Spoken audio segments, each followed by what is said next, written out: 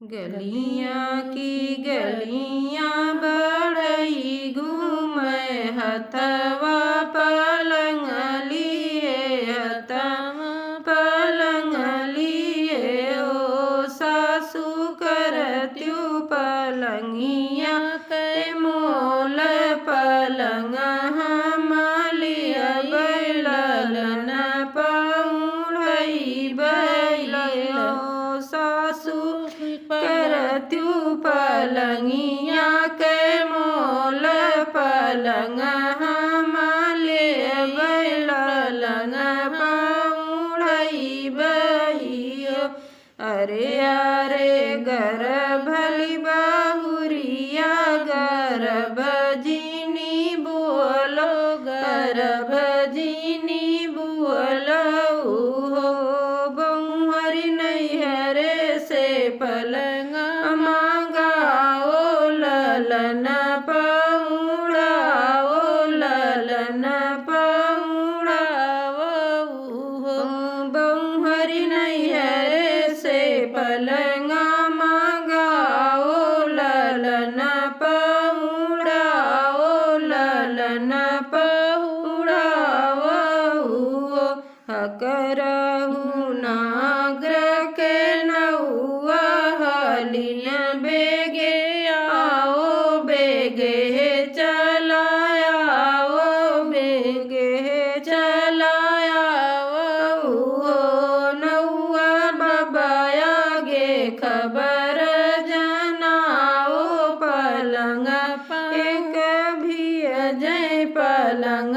एक भी जई हो नौआ बबाया गे खबर जनाओ पलंग एक भी जय पलंग एक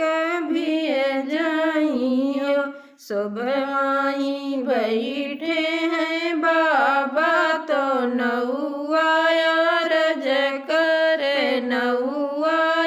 रज करे हो बाबू तोरी बेटी भेजली सन सवा पलंग एक चाही पलंग एक चाहिए हो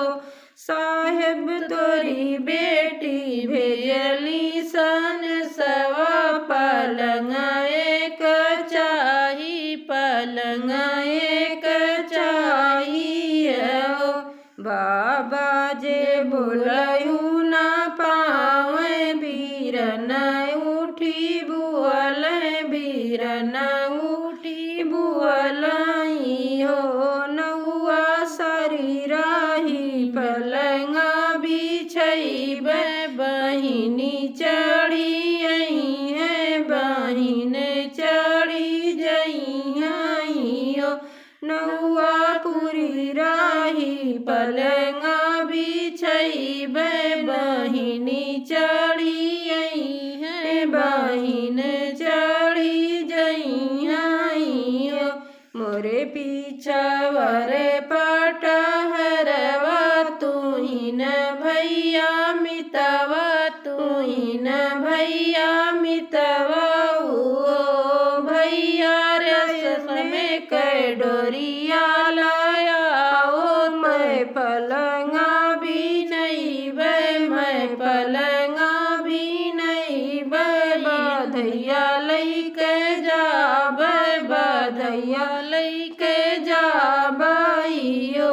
भैया रस में कै डोरिया लाया ओ मैं पलंगा भी नहीं बधैया लई के